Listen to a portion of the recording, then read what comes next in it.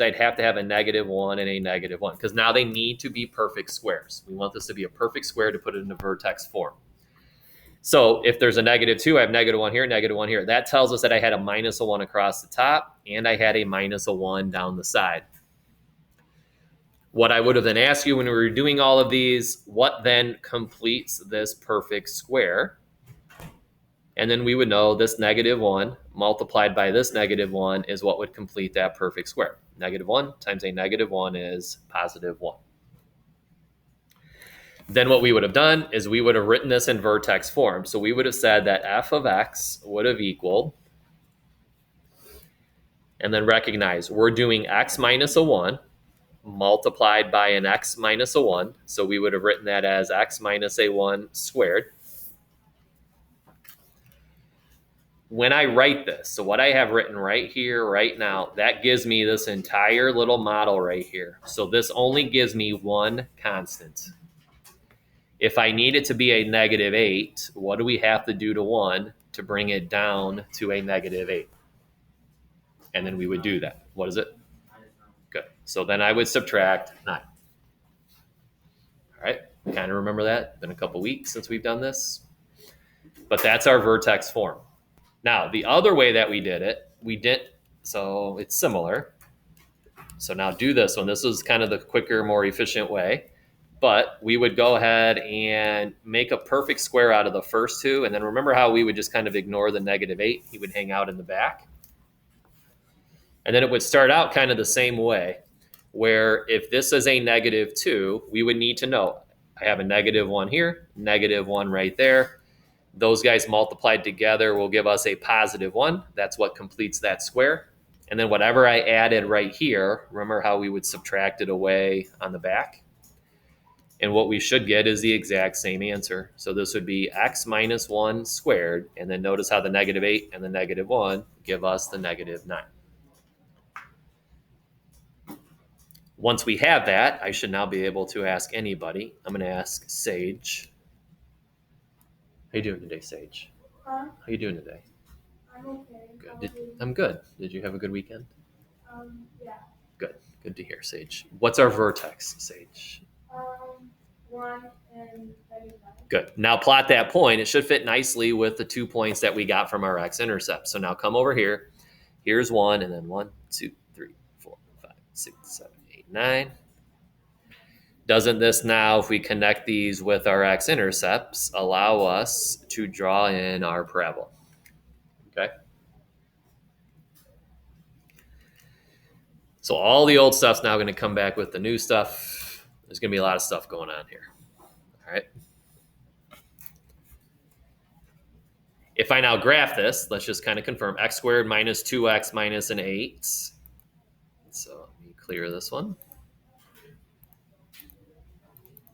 So x squared minus 2x minus an 8. If we now graph that, isn't that the parabola that we just graphed? Our x-intercepts are -2, +4 again. That's kind of the new idea. The idea that when we get this -2 and the +4, that actually also tells us where we're crossing the y or the x-axis. Okay. All right. So now go to the next one and do the first step here. The first step is just when it says find the zeros, that just means you're going to let this y value be a 0. So you're going to set your equation equal to 0. And then factor that. Because I think by the end of the day on Friday, walking around, we were getting pretty good at factoring. But now 72 hours later, see if we kind of remember. So factor that, get your 2 solutions, make sure we can do that.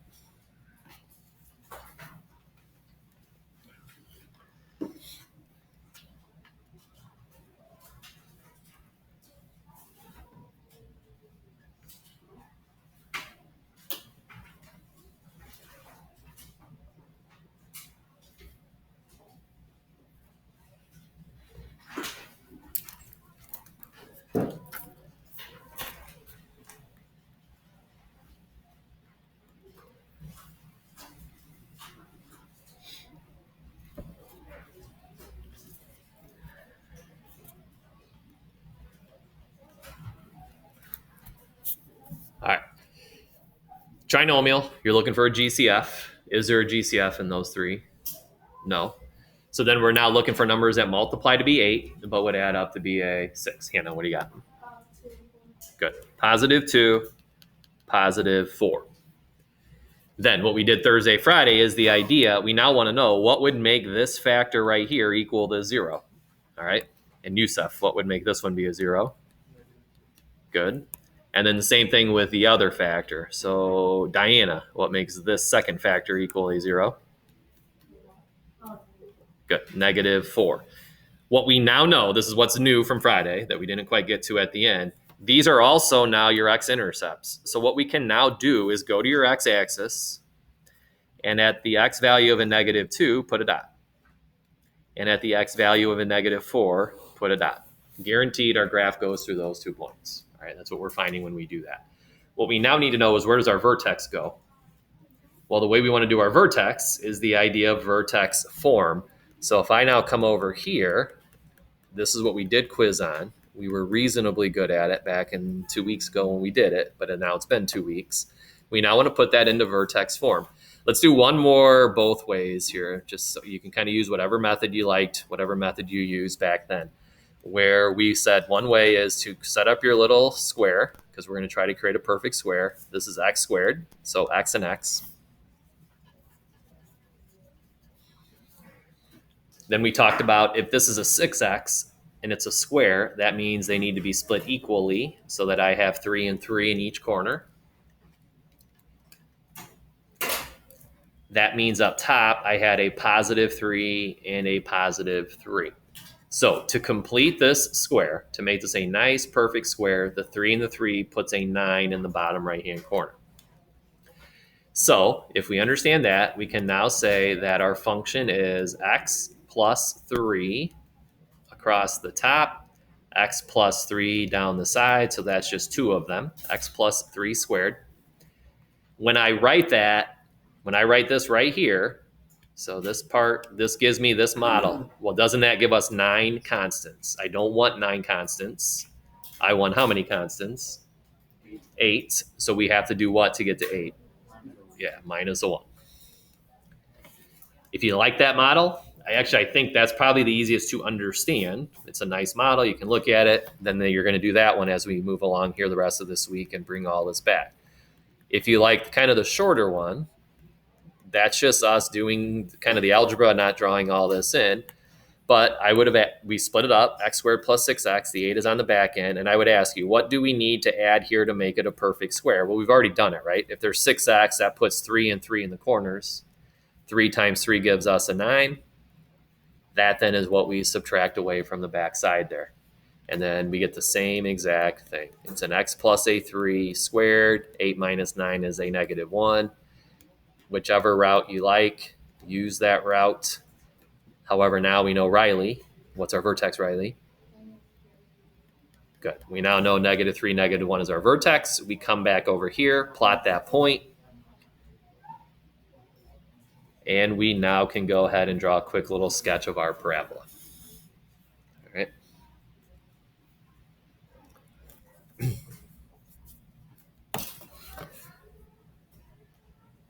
All right.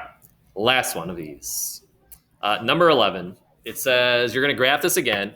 We need to know our zeros, our x-intercepts, and then that vertex. So once again, the zeros, all you were doing is taking the equation that you were given, the x minus 4 times the x minus an 8. And the reason it's called a 0 is we're going to let the f of x be a 0. So you're going to turn that into a 0.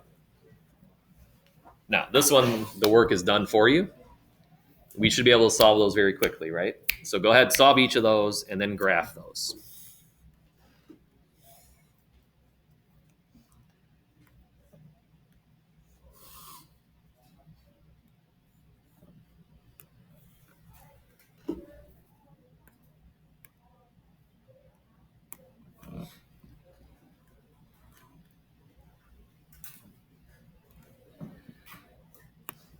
All right, Mark, what would make this first factor a 0, Mark? Good. Positive 4. And the second one, Mark? Good. Positive 8. Those then are also your x-intercepts, so we can now go to our graph and plot those 2 points. So 1, 2, 3, 4, and then 5, 6, 7, 8. Our vertex has to be somewhere in the middle, so our vertex should be somewhere at 6 if we do this correctly, but we don't know where at 6. So what we do, we now need to put this into vertex form. So now this is a little more work. This is eventually what we graduate to here as we review Wednesday and Thursday. To put it into vertex form, before we can put this guy into vertex form, we first want it to look like this one, standard form. So what needs to happen now, and we did this and we were actually really good at this back when we were doing these and quizzed on it, we need to multiply this out.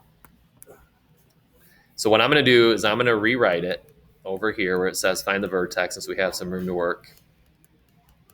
We need to multiply this out, put it into what we call standard form.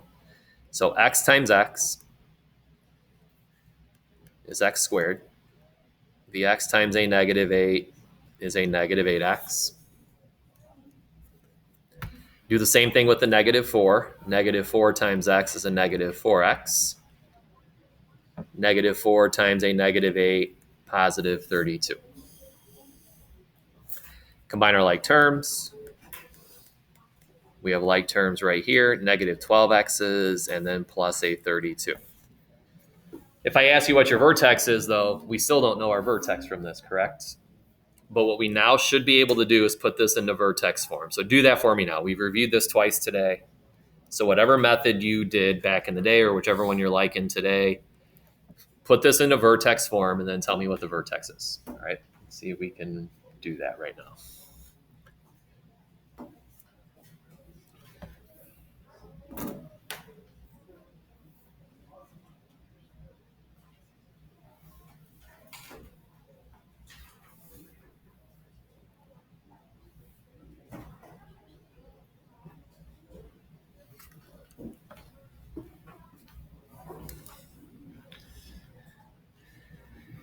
As an unofficial check, whatever point you get for your vertex, plot it, and it should line up nicely so that you get a parabola here.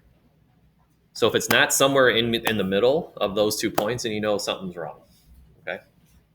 It won't guarantee you're right, but it at least might tell you if you're wrong or not. Destiny, you have a question?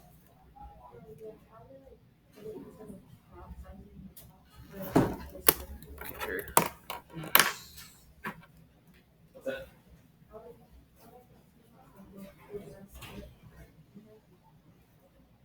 Oh, we don't want to do that just yet. Oh. That's what we did first. We want to multiply this out. That's times x. 4 times x. 4 times 8. And that makes it look like this. And then now starts asking your question. Split it out. We don't know. Yeah, exactly. So you're splitting that 6 and 6.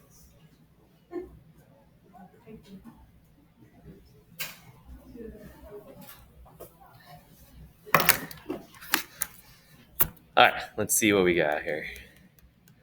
So x squared minus a 12x plus 32. So right now, these are identical. The two check part, same exact thing. But what we're going to do is add whatever number our square would give us in that bottom right-hand corner, whatever would have made it a perfect square right here. All right, anybody confident in what that should have been? Good. Positive 36. All right, we would have had these 12 would have been split 6 and 6. And then the bottom right-hand corner is 6 times 6. So it's a positive 36. And then that's what we would then subtract away from the back end. So what we should have had if it was 6 and 6 is x minus 6 squared. And then here, a negative 4. So if you did it right, you get 6, negative 4 as your vertex. All right, are we getting that, hopefully? All right, then you plot it, and it should line up nice, should look good. Here's 6, and then 1, 2, 3, 4. So we get this nice parabola that opens upwards, okay? All right, any question on those? Good.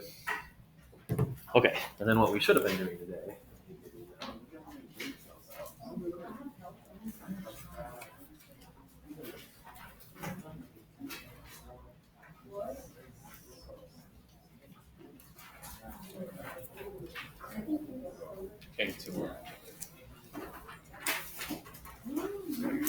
Maria.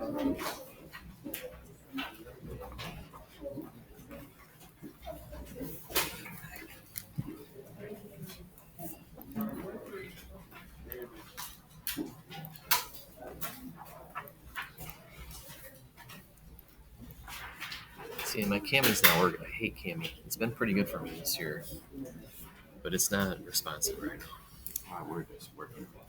Whenever I try and print the document, Okay. in Word, Then it just it freezes on me. Really? It won't let me print it.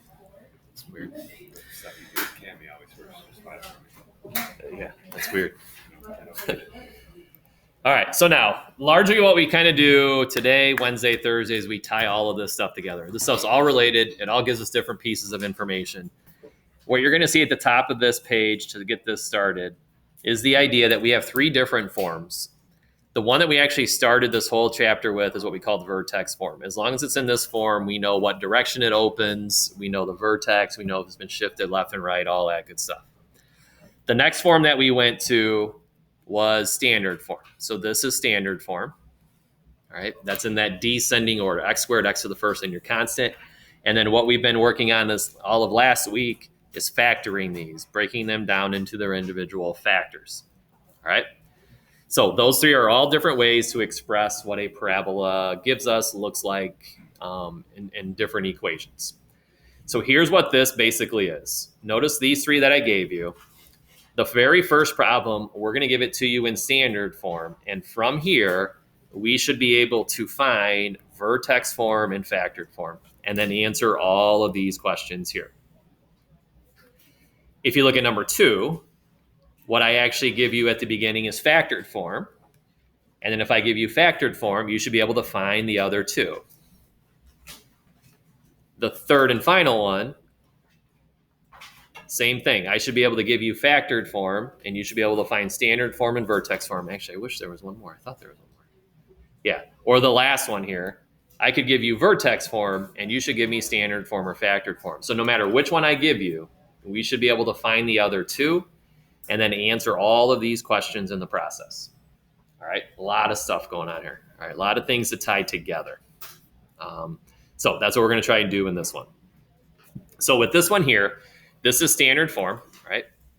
We want to put it into vertex form and factored form. Let's do factored form first. I think it's the quickest. It's what we've been working on recently. So go ahead and factor that equation, all right? And that's hopefully one that we can do pretty quickly.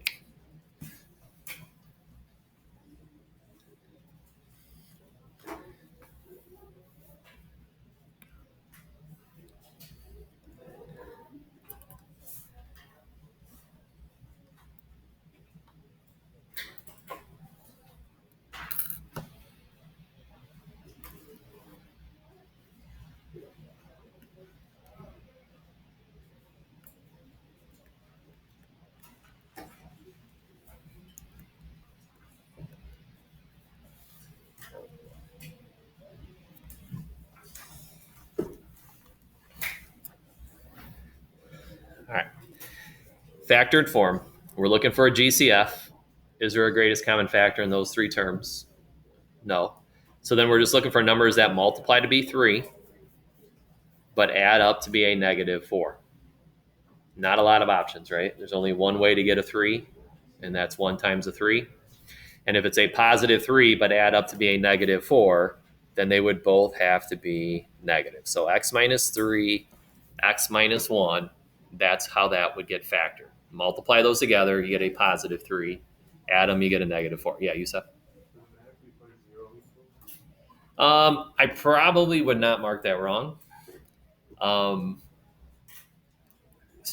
rather you put f of x. So we're just writing it still in just factored form. We're not necessarily looking for the zeros yet. We'll get to that next. All right. Any questions on that? Now, before we do anything else, the nice thing about factored form is factored form allows us to find our x-intercepts. So this is what we just talked about from the notes on Friday. What solves this part right here, this x minus a3, Yusuf, what solves x minus a3? Good. So one of our x-intercepts that you're going to put here is x equals a positive 3. That's one of our x-intercepts. When we graph this here in a minute, that's where it's going to cross the x-axis. All right. And then Juan, what solves this factor right here? Oops, wrong thing. What would make that equal to a 0? Positive one. Good. Positive 1. So by knowing that, we now know our x-intercepts also. 1 and 3. That allows me to go to the x-axis on the graph, plot those 2 points. Here is the x-intercept of 1. Here is the x-intercept of 3. So if it's in factored form, that's what it would give us very quickly. All right. That's what we've been doing for the last week and a half or so. What we did the previous 2 weeks that we've already quizzed on is now vertex form. So now do that. We've now done this 3 or 4 times today. So take this equation here, put it into vertex form. The whole complete the square. What am I adding? What am I subtracting? Because once we have it in vertex form, we're going to be able to fill in a lot of other stuff. All right, so see if we can do that.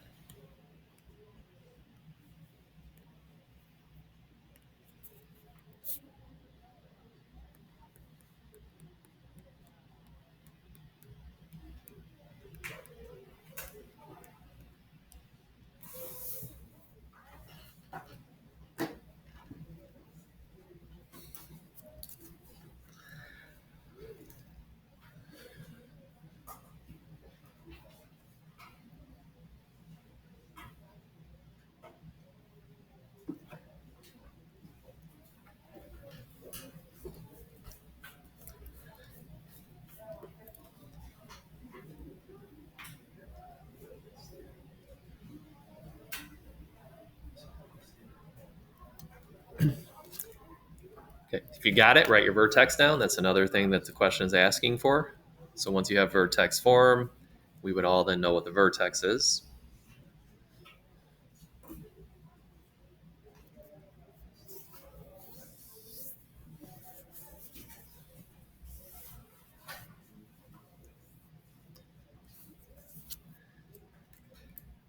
All right, let's see where we're at. So again, all I did is these are identical right now. I wrote them a little differently, but same thing, an x squared in both, a minus 4x in both, and a positive 3 in both. But what we want to do is complete that square. So if you drew your little box in, and it's a square, wouldn't that have meant I had 2 x's, negative 2 x's here, and a negative 2 x's there? What then completes the square in the lower right-hand corner? Maria? Yeah, 4. So that's what we would add to complete the square. That then is what you have to subtract on the back end from the 3. So what we then have as vertex form is these are minus 2's. So we had an x minus 2 and an x minus a 2, and then minus 1. Did we get that if we went through it all? Hopefully, maybe. Then our vertex, well, let's write that here then. So here's our vertex form. So put it on the line.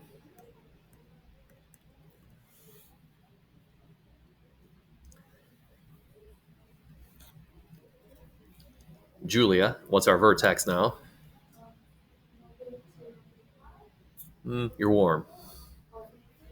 Yeah, 2, 1. So positive 2, positive 1. We can now plot that point. Or 2, negative 1, right? You said negative 1. 2, negative 1.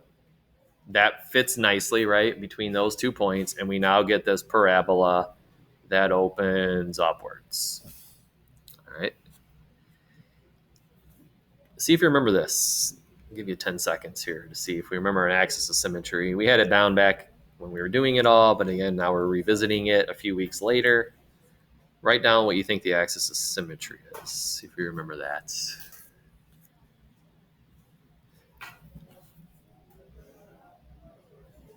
Okay, Riley, you threw your pencil down with authority. Good. It's a vertical line. Remember, the axis of symmetry is the line that cuts the parabola in half through the vertex. That is always a vertical line. So always x equals any number. And then the 2 is because if we look at this right here, that's the x coordinate of our vertex. All right. So x equals 2. Then Now that we know what the graph looks like, can't we identify a max or a min? Does this graph have a maximum or a minimum point? Minimum. And then identify what it is. The minimum is always your y value. So the lowest point is right here. The smallest y value that it would hit is a negative 1. So you would say there's a minimum, and that y value is a negative 1. All right, domain and range. Answer that. Let's see what we remember of that. We did this endlessly last year. We did a little bit the first half of all of this, but now it's been a while. So see what you think for your domain and range.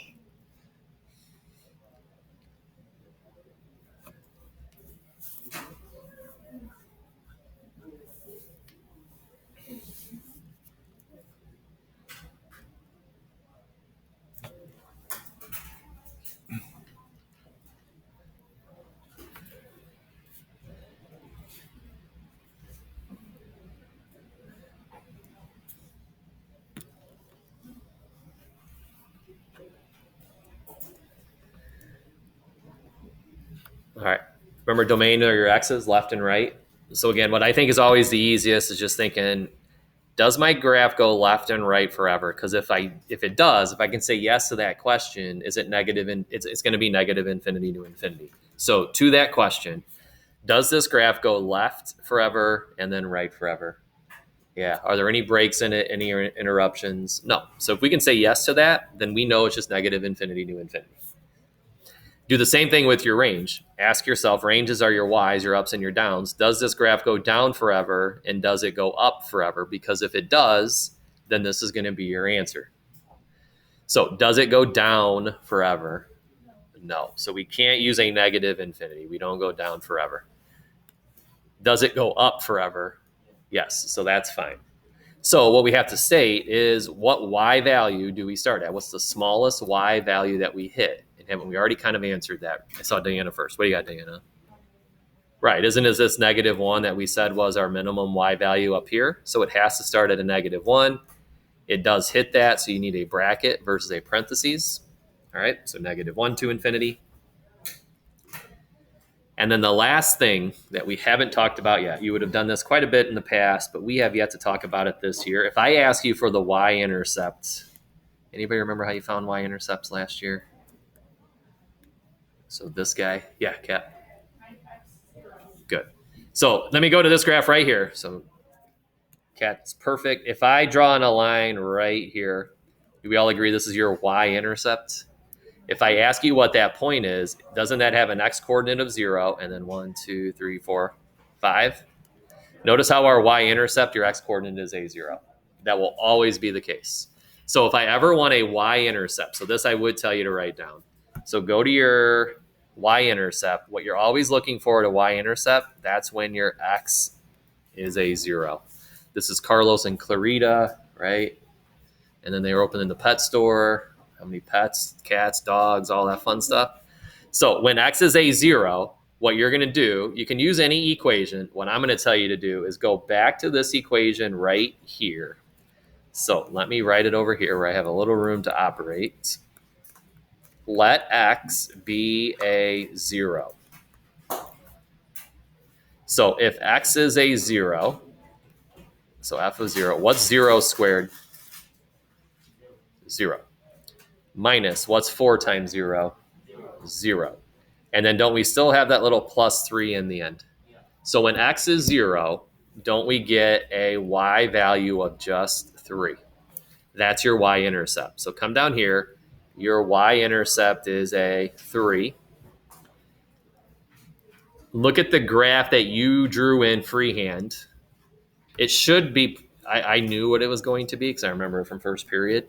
But notice, shouldn't your graph, so I'll look at your graph, shouldn't your graph be really, really close to 3 on the y-axis if you drew it in somewhat reasonably? That's because our y-intercept is a 3. That's what we just found out. Okay?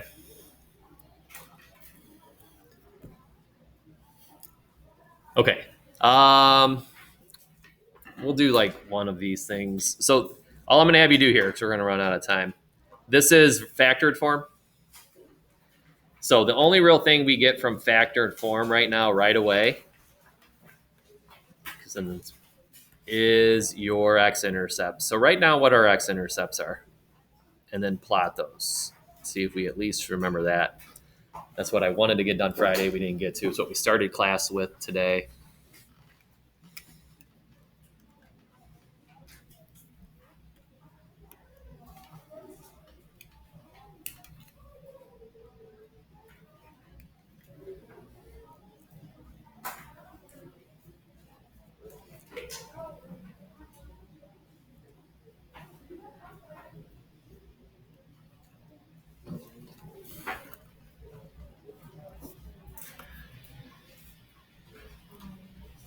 All right. If you remembered, great. If not, just pay attention. Our x-intercepts are simply this function, the factored version set equal to a 0. So if I set that equal to 0 and then start asking these questions, so I'll ask Haley, what solves this factor right here, Haley? 2. So that's one of our x-intercepts. That means we cross the x-axis right here at 2. And then the other one, Haley, would be what? 6. So that means we cross the x-axis at 3, 4, 5, 6 right here as well. All right. We probably need to stop there because I don't think we'll get anything else done in 2.5 minutes. So bring this tomorrow. We'll try to knock out a couple more, or not tomorrow, Wednesday. All right, Wednesday, Thursday. Wednesday, Thursday, again, we're just going to kind of put all this together and then cross our fingers for the test on Friday.